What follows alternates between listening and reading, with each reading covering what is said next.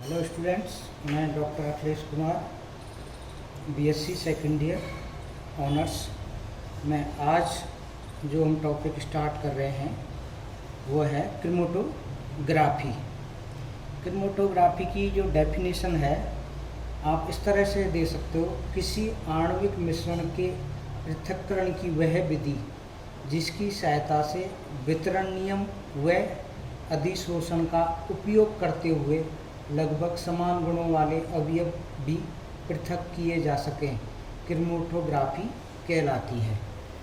सर्वप्रथम 1906 में एक रूसी वैज्ञानिक मिकाल ट्विस्ट ने पत्तियों से प्राप्त हरे पदार्थ क्लोरोफिल के विलयन को एक ऐसे स्तंभ में ऊपर से डाला जिसमें महीन चूर्ण किया हुआ कैल्शियम कार्बोनेट पैक किया हुआ था। बाद में उन्होंने इस स्तंभ के ऊपर से हल्के पेट्रोलियम ब्लैक को लगातार धारा के रूप में प्रवाहित करके उसे धोया।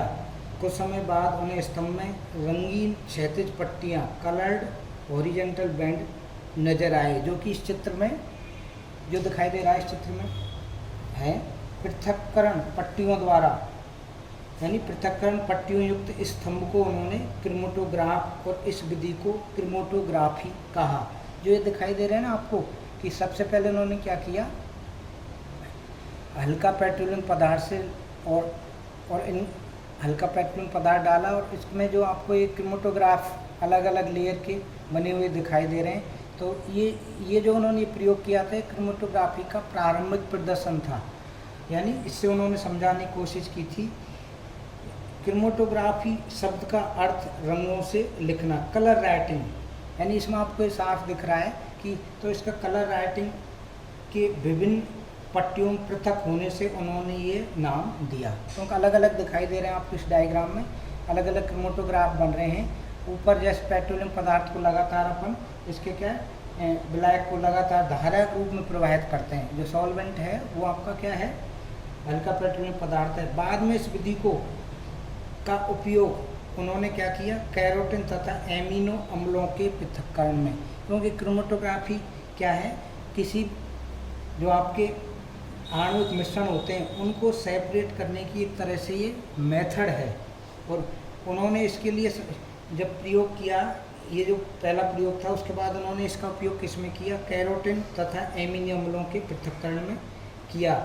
वस्तुतः क्रोमेटोग्राफी को उस तकनीक के रूप में परिभाषित किया, उन्होंने उस तकनीक के रूप में उन्होंने क्या परिभाषित किया, ऐसे दो परस्पर अमिश्रणीय द्रव्यों के मध्य किसी मिश्रण के अवयवों को वितरित किया जाता है, जिसमें से एक द्रव स्थिर प्रवस्था में रहता है और दूसरा चलायमान प्रवस्था में होता है। धीरे धीरे इस क्षेत्र में कई अलग अलग रिसर्च होती रही और इस तकनीक को विकास यानी और अच्छी रूप में इसको सामने आए। इस तकनीक के द्वारा पदार्थों की पहचान, उसका प्योरिफिकेशन, सेपरेशन की एक प्रकार से क्या थी, ये सर्वोत्तम विधि थी। समय समय पर इसके कई प्रकार की खोजें होती गई। इसमें मार्टिन ने अत्यंत महत्वपूर्ण कार्य 1941 में किया अपने साथी सिंज के साथ, और इन्होंने इसके क्या था, पार्टीशन कॉलम क्रोमेटोग्राफी का खोज की। तो इस तकनीक से उन्होंने क्या किया, एक चलायमान गतिमान द्रवावस्था के स्थान पर गैस का प्रयोग स्टार्ट कर दिया। तो उसको हम आगे देखेंगे। क्रोमेटोग्राफी जो विधियां हैं, ये उनको समझाने के लिए उन्होंने क्या किया, दो रूप में डिवाइड कर दिया, द्रव स्थिर प्रवस्था और ठोस स्थिर प्रवस्था, यानी लिक्विड स्टेशनरी फेज और solid stationary phase. Liquid stationary phase को उन्होंने दो में डिवाइड किया, गैस गतिशील प्रवस्था जो कि द्रव और गैस दो के मध्य होती है, दूसरी द्रव गतिशील प्रवस्था। इसमें दोनों आपके स्थिर और चलायमान दोनों ही क्या हैं, द्रव हैं। जबकि ठोस स्थिर प्रवस्था को उन्होंने द्रव गतिशील प्रवस्था और दूसरा गैस गतिशील प्रवस्था। द्रव गतिशील प्रवस्था ठोस और द्रव के रूप में होती है। इसमें उन्होंने 3 प्रकार में बांटा इसको, स्तंभ क्रोमेटोग्राफी, पतली परत क्रोमेटोग्राफी, आयन विनिमय क्रोमेटोग्राफी, जबकि गैस गतिशील प्रवस्था में ठोस और गैस प्रवस्था को यहाँ पर उन्होंने डिवाइड किया। तो ये क्या है, इनकी विधियों का पृथक्करण है कि आप इसको किस तरह से विभाजित कर सकते हैं, उस आधार पे भी आप इसको समझा सकते हो। इस डायग्राम में इन्होंने क्या किया था, एक सर्व सामान्य वर्गीकरण में पहले चरण में तो उन्होंने क्या कहा, स्थिर प्रवस्था के आधार पर, दूसरे चरण में क्या कहा कि गतिशील प्रवस्था के आधार पर उन्होंने इसको विभाजित किया। विधियों के नामकरण में पहले स्थिर प्रवस्था तथा बाद में गतिशील प्रवस्था को लिखा जाता है। उदाहरण के लिए ठोस द्रव विधियाँ, जिसमें स्थिर प्रवस्था ठोस तथा गतिशील प्रवस्था द्रव हो, इसकी कई सारी विधियाँ हैं। तो उस आधार पर जो अपना अगला हेडिंग है इसका, क्योंकि आपके जो कोर्स में है सिलेबस के में जो आपके दिखा रखा है, उसका दूसरा जो मेन टॉपिक है इसका क्रोमेटोग्राफी का अगला है अधिशोषण क्रोमेटोग्राफी, क्योंकि दो को आपको समझना है, एक तो अधिशोषण और क्रोमेटोग्राफी है, एडजॉर्प्शन क्रोमेटोग्राफी दूसरा आपके नेक्स्ट है। उसको आप पहले इसमें क्या करेंगे, अधिशोषण क्रोमेटोग्राफी, अधिशोषण क्रोमेटोग्राफी।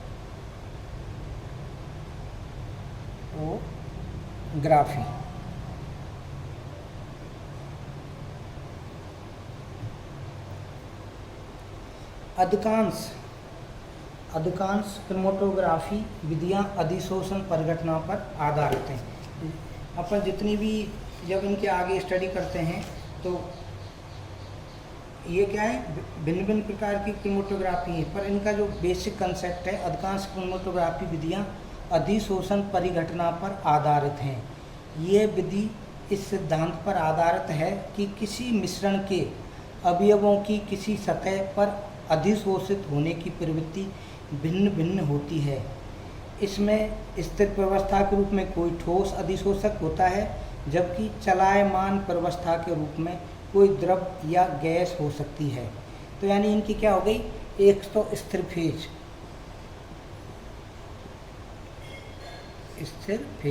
या प्रवस्था, जबकि दूसरी आपकी क्या है, इसमें दूसरी है चलायमान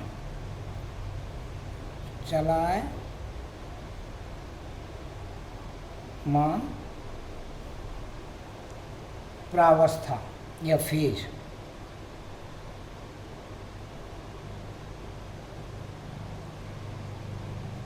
दो जो इसके मुख्य हैं, क्योंकि इसी आधार पर अपन इसको समझा सकते हैं कि दो प्रवस्था में किस पदार्थ का वितरण और अधिशोषण, यानी किसका वितरण हो रहा है, किसका अधिशोषण हो रहा है। तो इसको आप किसके आधार पर समझाएंगे, अधिशोषण।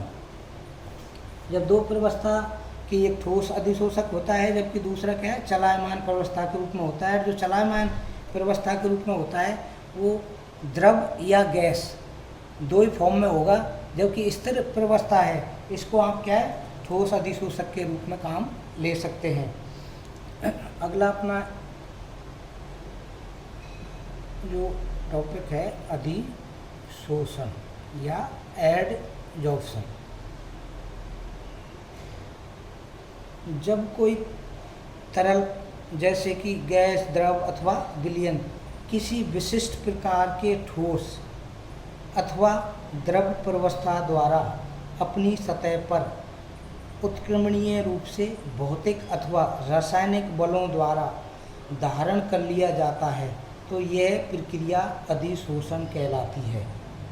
यह अधिशोषित पदार्थ केवल सतह तक ही सीमित रहते हैं तथा अधिशोषक के भीतर प्रवेश नहीं करते। जबकि दूसरा जो वो है अवशोषण। अवशोषण में एक पदार्थ दूसरे में समान रूप से वितरित रहता है। दोनों परिघटनाओं में अंतर समझाने के लिए अब हम क्या एक डायग्राम से इसको आप समझा सकते हैं।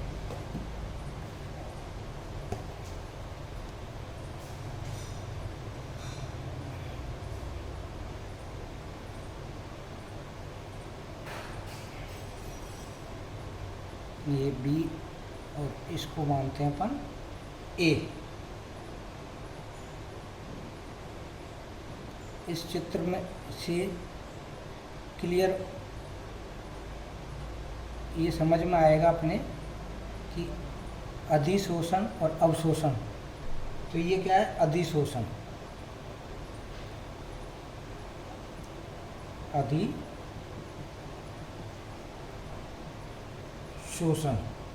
केवल आप देखेंगे डायग्राम से ये क्या हो रहा है, केवल सतह पर, यानी मॉल ये पूरी सिर्फ सतह पर कार्य कर रहा है।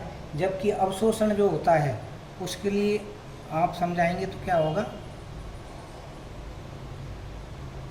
बी ये मान लिया आपने और ए, इसमें जो आपके सॉल्वेंट है वो किस तरह से, दोनों में बेसिक अंतर क्या हुआ कि ये इसके अंदर भी समान रूप से वितरित हो रहा है, जबकि यहाँ पर नहीं हो रहा है।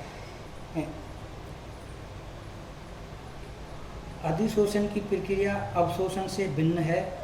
जैसे इस डायग्राम में साफ पड़ा है, किसी पदार्थ बी द्वारा किसी पदार्थ ए के अवशोषण का तात्पर्य यह है कि पदार्थ ए पदार्थ बी में समान रूप से वितरित है, किसमें, अवशोषण में। इसके विपरीत किसी पदार्थ बी द्वारा किसी पदार्थ ए का अधिशोषण यह दर्शाता है कि बी की सतह पर ए की सांद्रता अन्य द्रव्यमान की सांद्रता से अधिक है। यानी अधिशोषण में आपको समान रूप से अंदर नहीं जाएगा, जबकि इसमें समान रूप से अंदर भी वितरित है। तो अवशोषण में एक पदार्थ दूसरे में समान रूप से क्या होता है, डिस्ट्रीब्यूट हो जाता है। और दोनों परिघटनाओं को इस चित्र के द्वारा अपन आसानी से समझा सकते हैं। जबकि एक तीसरा और समझने के लिए अपन वर्ड काम ले सकते हैं, वो क्या है, शोषण। शोषण में आप क्या करेंगे कि उसके अवशोषण के आधार पर तो होता ही है, पर उसके जो उसकी सरफेस होती है उस पर भी क्या होंगे आपके इस तरह के लेयर, यहाँ भी डेंस हो जाएंगी, जबकि उसमें समान रूप से क्या हो जाती है, वितरित भी होती हैं। जैसे अपन यदि इसका उदाहरण आप किसी यदि चारकोल को हाइड्रोजन गैस के संपर्क में लाएं तो सर्वप्रथम हाइड्रोजन गैस चारकोल की सतह पर संघनित होकर अधिशोषित हो जाती है और धीरे धीरे हाइड्रोजन गैस चारकोल के भीतरी सतह में भी विस्तृत हो जाएगी, यहाँ भी विस्तृत हो जाती है और एक ठोस विलयन सा बनाती जाती है, और अर्थात अभी गैस चारकोल द्वारा अवशोषित हो जाती है। तो अभिशोषण और अधिशोषण यहाँ मुख्य टर्म हैं जो हमारे इसमें आगे काम आएंगी इसी वाले में। इसके उदाहरण आप और उदाहरण से और अच्छी तरह समझ सकते हैं कि पहला एग्जाम्पल आप ले सकते हो, इसको स्पंज जल को अवशोषित करता है, जबकि अमोनिया व कई उत्कृष्ट गैसें चारकोल द्वारा अधिशोषित होती हैं। यानी अवशोषित तो इस तरह से आपके कंप्लीट करेगा, जबकि अधिशोषण आपके क्या होगा उसके द्वारा भी समझा सकते हैं। यानी स्पंज जल को अवशोषित करता है, जबकि अमोनिया या दूसरी जो उत्कृष्ट गैस हैं आपके नोबल गैस हैं ये चारकोल द्वारा अधिशोषित हो जाती हैं। दूसरा उदाहरण और एक ले सकते हैं हम, निर्जल कैल्शियम क्लोराइड यानी हाइड्रेटेड कैल्शियम Cl2। निर्जल कैल्शियम क्लोराइड जल वाष्प को अवशोषित करता है, वाटर वेपर हैं उसको क्या करेगा, अवशोषित करता है, जबकि सिलिका जेल द्वारा वाष्प का अवशोषण करता है। यानी दोनों में बेसिकली अंतर क्या हो गया कि वो उसको अवशोषित करेगा, जबकि इसमें क्या होता है उसमें पूरे उसको अधिशोषित नहीं कर पाता है।